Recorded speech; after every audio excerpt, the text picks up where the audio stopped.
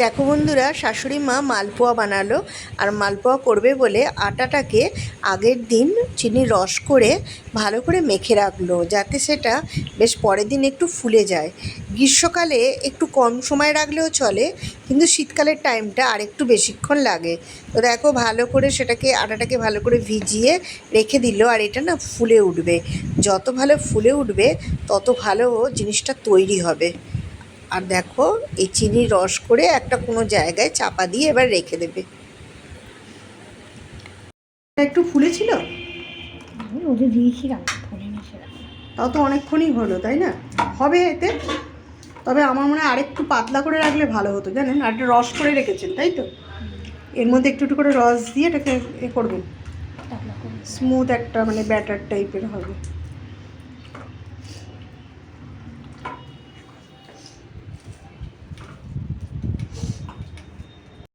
করা আছে, আর এখানে আপনি একটু একটু রস দিয়ে এগুলো মাখছেন, তাই তো? যে আটাটা মেখে রেখেছিলেন কালকে। অনেকটা পাতলা হবে। একটু পাতলা করতেই লাগে।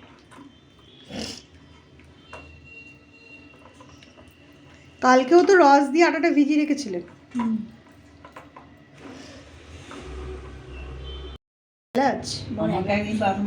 তুমিও তো আগে মালপো করতে।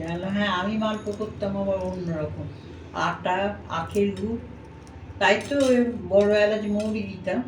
সেইগুলো এরম মোটা মোটা এরম ঢাবলা ঢাবলা ফুলে, সেগুলো খেতে খারাপ হয় না।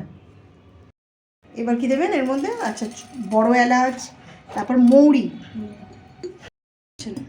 মরিচটা আচ্ছা আচ্ছা করে দিয়ে দেবো।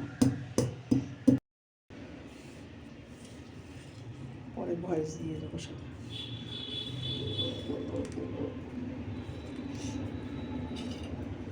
এর মধ্যে দেখো, মৌরি, বড় এলাচ একটু গুঁড়ো করে দেয়া হলো, আর গোলমরিচের যে গুঁড়ো সেটা দেয়া হলো।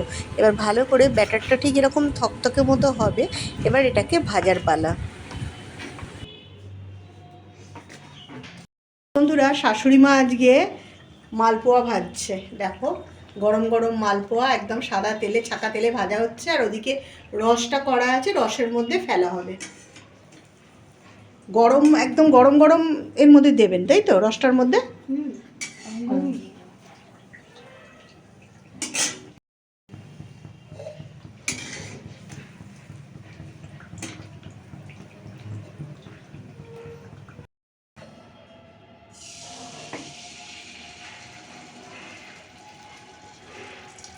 তো একে একে সব মালপোয়াগুলো ভেজে নিয়ে আর রসে ফেলা হলো।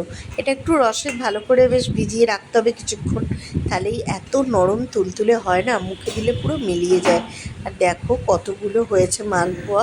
এই মালপোয়াটা খেতে কিন্তু খুব ভালো লাগে, আর আমার শাশুড়ি মা খুব ভালো করেও, আর আমরা সবাই খেতে খুব ভালোবাসি। বন্ধুরা, আমার ভিডিওটা তোমাদের কেমন লাগলো কমেন্টসে অবশ্যই জানাতে ভুলো না কিন্তু।